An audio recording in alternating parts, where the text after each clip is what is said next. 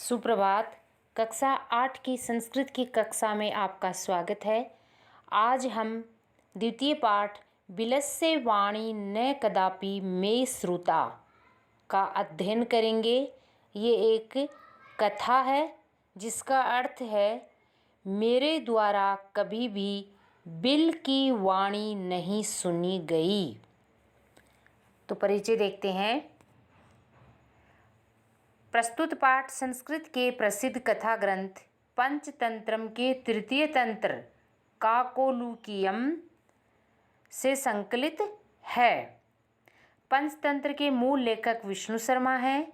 इसमें 5 खंड हैं जिन्हें तंत्र कहा गया है। खंडों को तंत्र कहा गया है। इसमें गद्य पद्य रूप में कथाएं दी गई है जिनके पात्र मुख्यतः पशु पक्षी हैं। यानी यह जो कथा है वह पंचतंत्र से ली गई है और पंचतंत्र में मुख्य पात्र पशु पक्षी हैं। इस कथा के पात्र भी पशु पक्षी ही हैं। तो अब कथा का प्रारंभ करते हैं हम। कस्मिंश्चित् वने खरनखरः नाम सिंह प्रतिवसति स्म।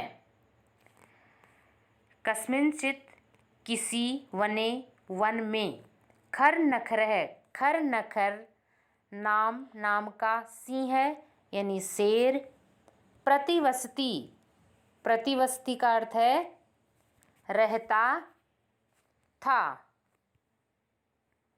किसी वन में खर नखर नाम का शेर रहता था। वह कदाचित कभी इतस्ततः का अर्थ होता है इधर उधर परिभ्रमण घूमता हुआ। वह कभी इधर उधर घूमता हुआ क्षुधार्तः भूख से पीड़ित होकर न यानी नहीं किंचित अपि कुछ भी आहारम भोजन प्राप्त किया। किसी वन में खर नखर नाम का एक शेर रहता था। वह कभी इधर उधर घूमता हुआ भूख से पीड़ित था लेकिन उसने कोई आहार प्राप्त नहीं किया। ततः इसके बाद सूर्यास्त के समय एक महतीम का अर्थ होता है बहुत बड़ी गुफा को दृष्टवा देखकर कत्वा प्रत्यय है। गुफा को देखकर उसने अचिंत्यत विचार किया। लंग लकार भूतकाल में है।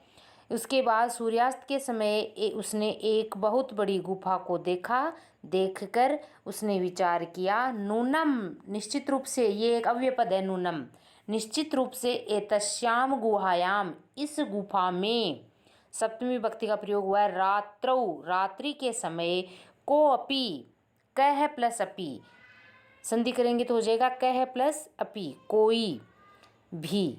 निश्चित रूप से इस गुफा में रात्रि के समय कोई जीवः आगच्छति जीव आता है। अतः इसलिए अत्रैव यहीं पर निगूढ़ो का अर्थ होता है छुपकर भूत्वोत्तिष्ठामि बैठ जाता हूँ। इसलिए यहीं पर मैं छुपकर बैठ जाता हूँ।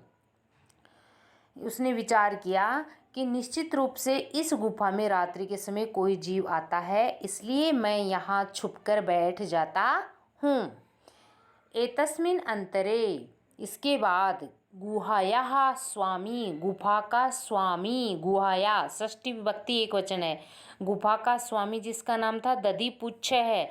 दधिपुच्छ नामक श्रृगालः शियार समागच्छत वहाँ आ गया। इसके बाद गुफा का स्वामी दधिपुच्छ नाम का शियार वहाँ आया।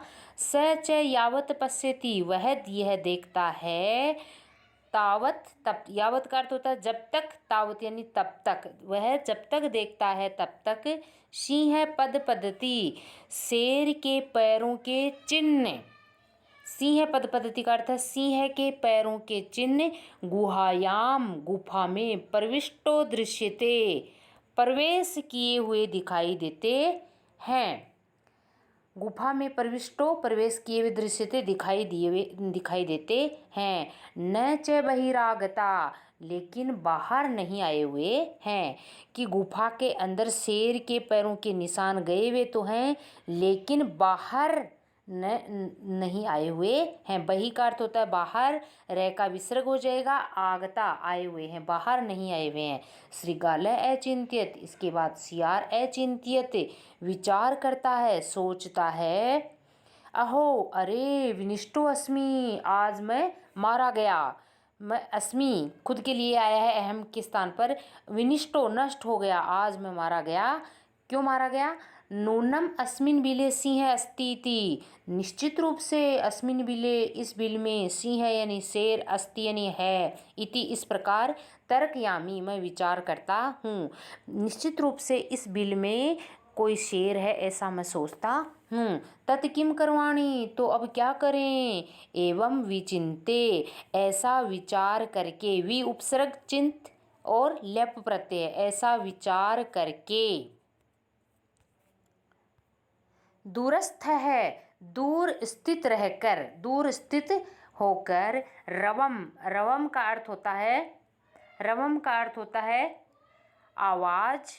कर्तुम आरब्ध है, करना प्रारंभ कर देता है, कर्तुम प्लस आरब्ध है। ऐसा विचार करके दूर स्थित होकर आवाज करना प्रारंभ कर देता है। क्या कहता है? भो बिल, भो बिल, अरे बिल, अरे बिल। किम न स्मृसि, क्या तुम्हें न यानी नहीं, स्मृसि यानी याद है, क्या तुम्हें याद नहीं है? क्या तुम्हें याद नहीं है?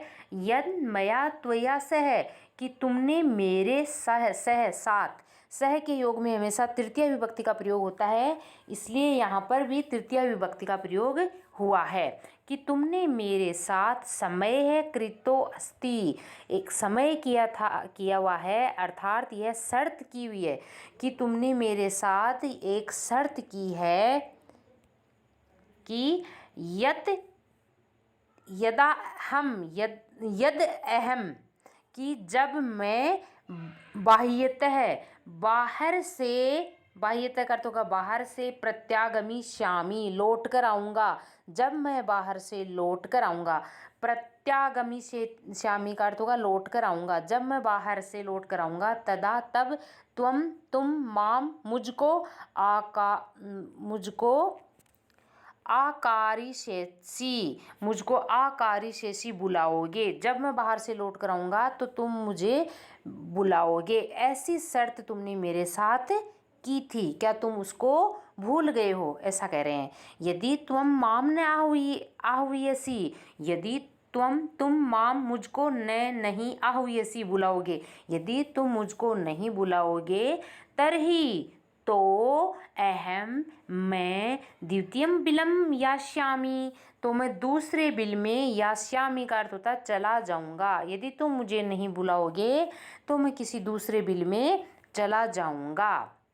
अथ, इसके बाद एतत् श्रुत्वा, ये एतत् श्रुत्वा का संधि विच्छेद होगा तो हो जाएगा एतत् प्लस श्रुत्वा, यह सुनकर।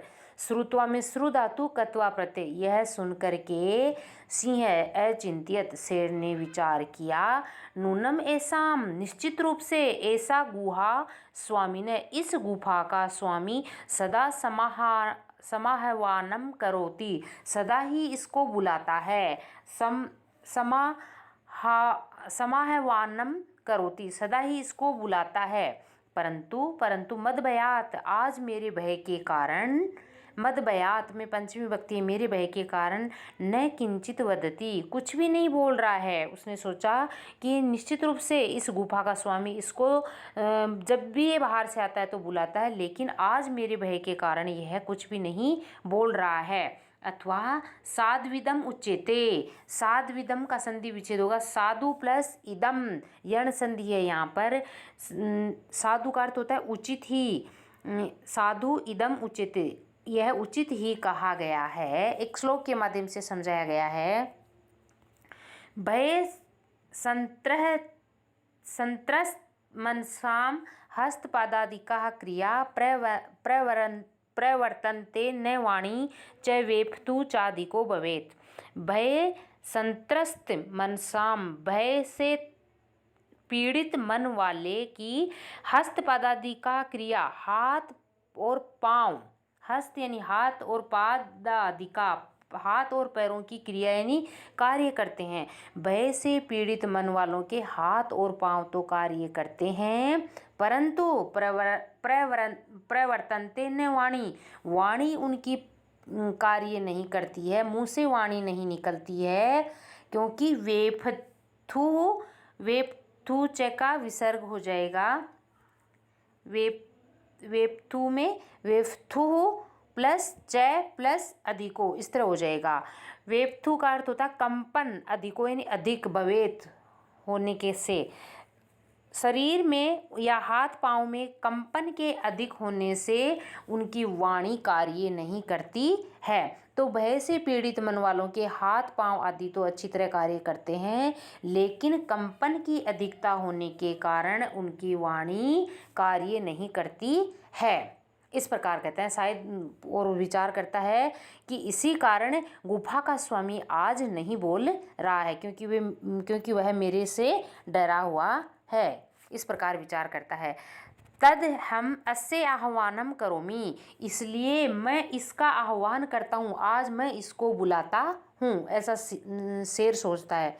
एवं इस प्रकार सह बिले प्रविश्य, वह बिल में प्रवेश करके मैं भोजनम भविष्यति, मेरा भोजन बन जाएगा। इत्थम विचार्ये, ऐसा विचार करके सिंह शेर सहसा अचानक श्रीगालस्य आह्वानम करोत, अचानक शियार का आह्वान करता है। ऐसा विचार करके शेर अचानक शियार का आह्वान करता है या शियार को बुलाता है। सिंह से उच्च गर्जन प्रतिध्वनि ना सा गुहा उच्चै श्रीगालम आह्वयत, शेर के उच्ची गर्जना से की प्रतिध्वनि से जो गुंजायमान हो जाती है, उससे सा गुहा वह गुफा ऊंचे स्वर में श्रीगालम आह्वयत शियार को बुलाती है। गुफा ऐसा लगता है कि गुफा ही उसको शियार को बुला रही है, क्योंकि शेर की आवाज़ बहुत ऊंची होती है जिससे गुफा गूंजने लग जाती है।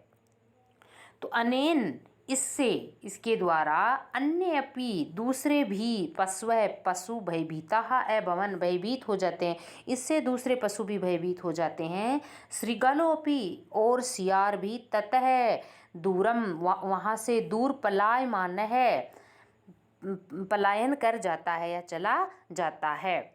उसके पश्चात शेर भी वहाँ से दूर चला जाता है। इमम अपठत, इसको पढ़ते हैं।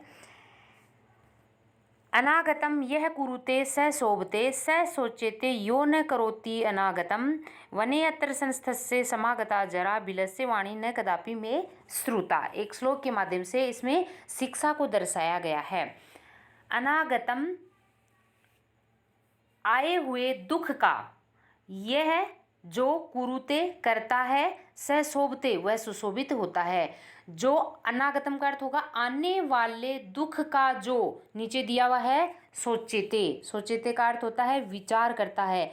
आने वाले अर्थात भविष्य में आने वाले दुख का जो विचार करता है, स शोभते वह व्यक्ति सुशोभित होता है, अर्थात वह व्यक्ति परेशानियों से बच जाता है। यो न करोति अनागतम, और जो आने वाले दुख का, करोति प्लस अनागतम हो जाएगा यण संधि के तहत, जो भविष्य में आने वाले दुख का न करोति विचार नहीं करता है, वह सुशोभित नहीं होता है, अर्थात उसको अनेक कठिनाइयों का सामना करना पड़ता है। तो जो भविष्य में आने वाले दुख का पहले ही विचार करता है वह व्यक्ति सुशोभित होता है, और जो आगे आने वाले दुख का विचार नहीं करता है वह व्यक्ति परेशानियों से पीड़ित रहता है, अर्थात वह सुशोभित नहीं होता है।